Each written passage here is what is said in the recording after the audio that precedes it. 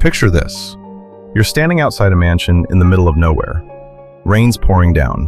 Your helicopter pilot is dead. And somewhere in that house, something is very, very wrong. That moment, that first step into the Spencer mansion, changed gaming forever. But here's the thing about Resident Evil. Not every entry in this legendary franchise understands what made that moment so powerful. Today, we're ranking every mainline Resident Evil game, but not based on sales or graphics or how many zombies you can headshot. We're ranking them based on what matters most to us as players. Story, atmosphere, and those unforgettable moments that stay with you long after you've turned off the console. I'm Max, your host at Hidden Level Lore, where we dig deeper than surface scares to find the games that truly deserve your time. Let's start our descent into madness.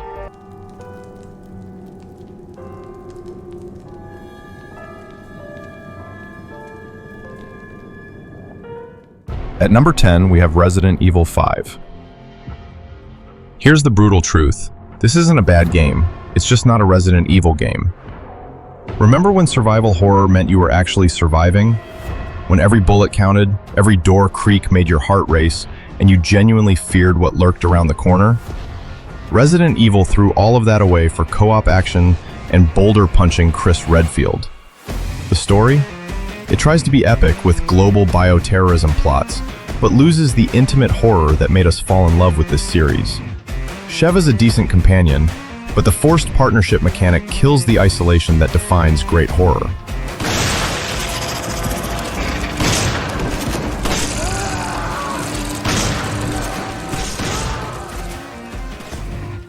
Don't get me wrong, if you want a fun action game with a friend, Resident Evil delivers. But when you're choosing your next Resident Evil experience, this one feels more like a spin-off that forgot its own identity. The franchise needed to evolve, but this evolution felt more like mutation without purpose. What Resident Evil teaches us: sometimes bigger isn't better. Sometimes saving the world matters less than saving yourself. Number 9 is Resident Evil 3 Remake.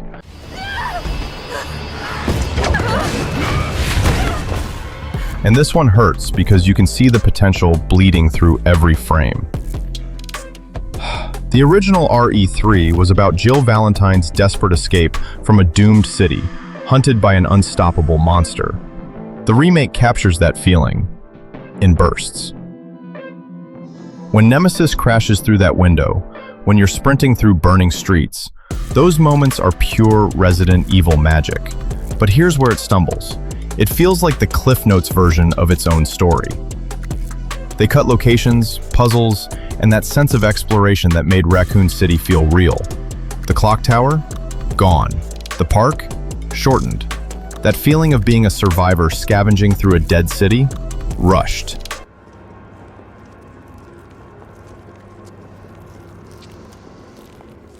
Carlos gets better development, and the combat feels modern and responsive.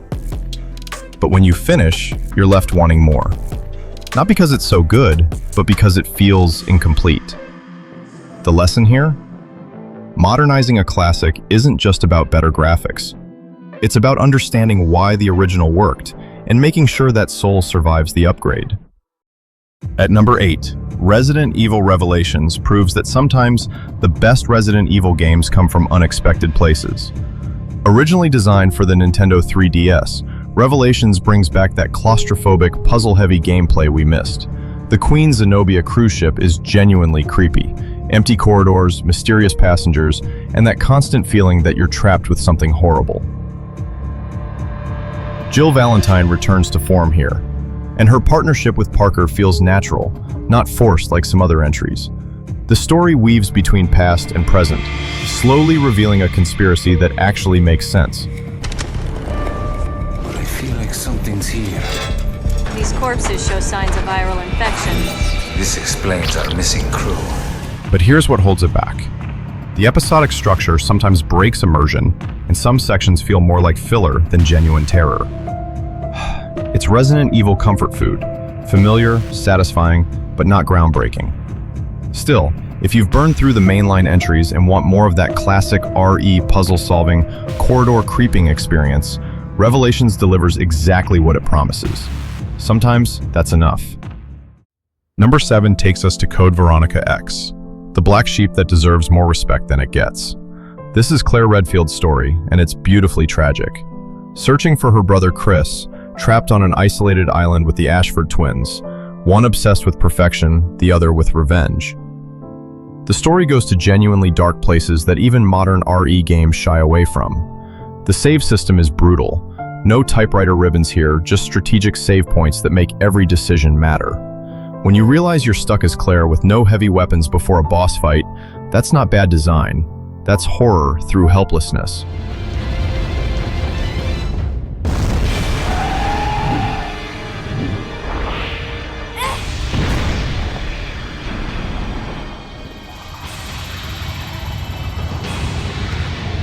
But let's be honest, the difficulty spikes are punishing, and some design choices feel more frustrating than frightening. The plane section drags, and Steve exists. Yet Code Veronica captures something special, that feeling of being a small person caught in a massive, generations-spanning conspiracy. It's Resident Evil at its most gothic and operatic. Not for everyone, but unforgettable for those who connect with its twisted family drama.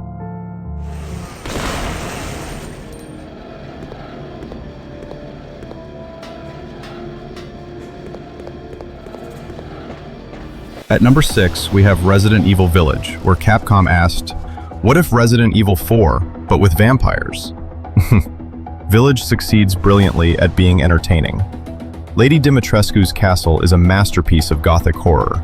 Donna Beneviento's house delivers the single most terrifying sequence in recent RE history, and the variety keeps you guessing what's coming next. Ethan Winters gets better character development here, and his journey from suburban dad to monster-fighting survivor feels earned. The story ties together nicely, giving closure to the Winters family saga. But here's the thing. Village prioritizes spectacle over sustained tension. After that incredible opening Village sequence, it becomes more about wowing you than scaring you. Each lord feels like a boss fight in a theme park rather than a genuine threat.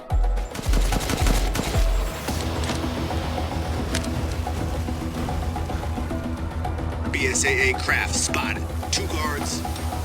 I can take them. Don't get cocky. Before we continue to the top 5, if you're enjoying this deep dive into what makes Resident Evil truly special, hit that subscribe button and drop a comment. Which RE game gave you your most memorable moment? Was it that first dog you saved, a particular boss fight, or maybe a puzzle that stumped you for hours? Let's build a community of story-focused gamers here at Hidden Level Lore. Now, let's enter the Hall of Legends. Number 5 is Resident Evil 4 Remake. And yes, I know, ranking a remake below its original is controversial, but hear me out. The 2023 remake is technically superior in every measurable way. The graphics are stunning, Leon's characterization is more grounded, Ada and Luis get better development, and the combat feels perfectly modern. But here's what's missing. That sense of discovery. The original RE4 was lightning in a bottle, a complete reinvention that nobody saw coming. This remake is masterfully crafted, but it's crafting something we already know.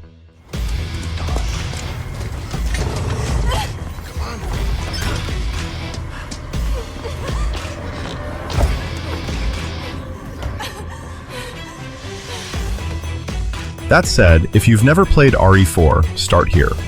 It's the definitive version of the story, with improved pacing and deeper character moments. Ashley's no longer just a burden, and the Village sequence remains one of gaming's greatest action set pieces. The remake proves that sometimes perfection is the enemy of magic. It's the better game, but the original changed everything. Still, this is essential Resident Evil, just not revolutionary Resident Evil.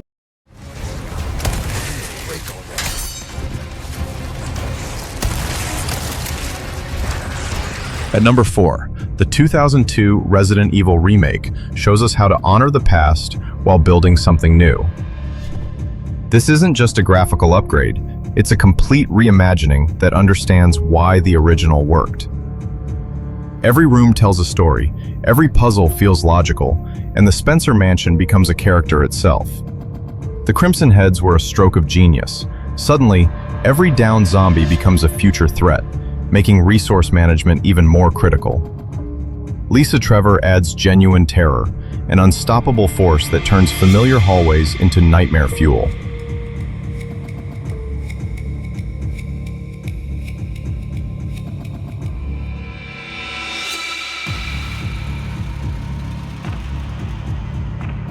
Jill and Chris feel like real people, trapped in an impossible situation, not action heroes. Their vulnerability makes every victory feel earned, every narrow escape genuinely thrilling. This remake proves that survival horror isn't about jump scares. It's about creating a world where you're never truly safe, where every door might lead to salvation or damnation.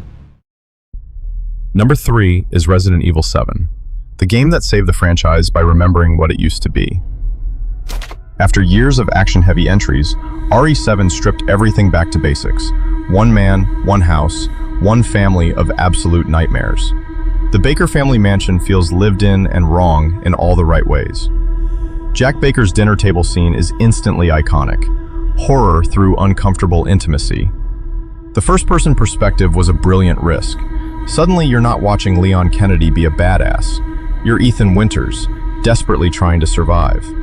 Every creaking floorboard feels personal. Hold on. All right, what do you say we play a little game?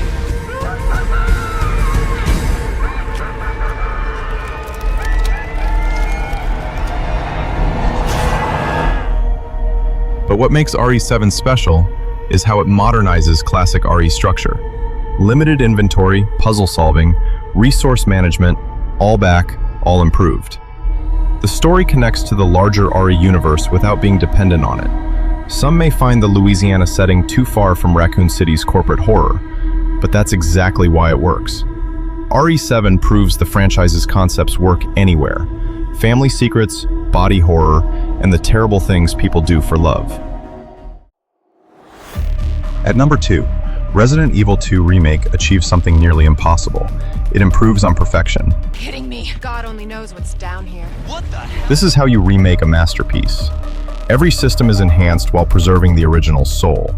The Raccoon City Police Department feels like a real place with a real history, not just a video game level. Leon and Claire's campaigns tell genuinely different stories that interweave beautifully. Mr. X transforms from a memorable boss into gaming's greatest stalker.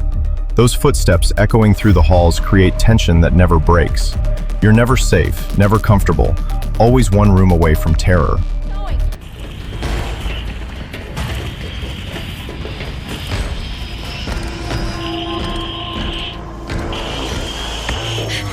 Sure, come on. The story balances intimate human drama, Leon's first day on the job, Claire's search for Chris, with larger corporate conspiracy. Sherry and Ada feel essential, not obligatory.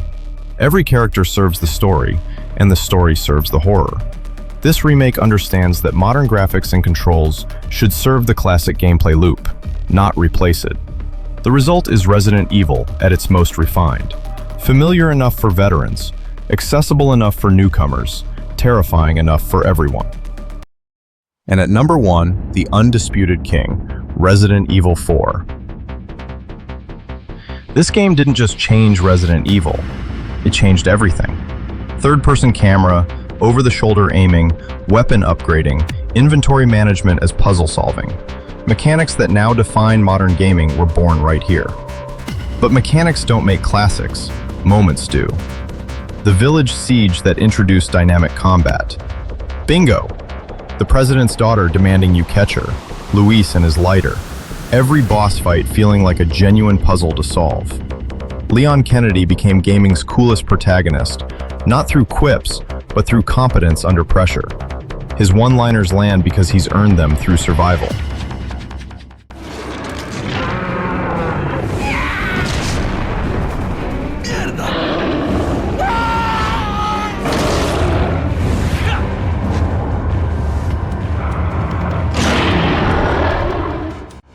The story strikes perfect balance, serious enough to matter, absurd enough to be fun. Corporate conspiracy, religious cults, body horror, and rescue mission all woven together seamlessly. RE4 proves survival horror could evolve without losing its identity. It's influential, accessible, and still absolutely thrilling 20 years later. This isn't just the best Resident Evil game, it's one of gaming's greatest achievements, period. Before we go, let's talk about the future. Resident Evil Requiem. Details are scarce, but if Capcom continues learning from what made RE2 and RE7 work, returning to intimate horror while modernizing classic gameplay, we could have something special. My prediction? It'll likely fall somewhere in the middle of this list. Good, but not revolutionary. The real question is whether it can capture that lightning-in-a-bottle magic of RE4's original reinvention. What's your ranking? Did I place your favorite too low? Too high? Let me know in the comments, and don't forget to subscribe for more deep dives into the games that define us. Until next time, this is Hidden Level Lore, reminding you that the best stories are often hidden in plain sight.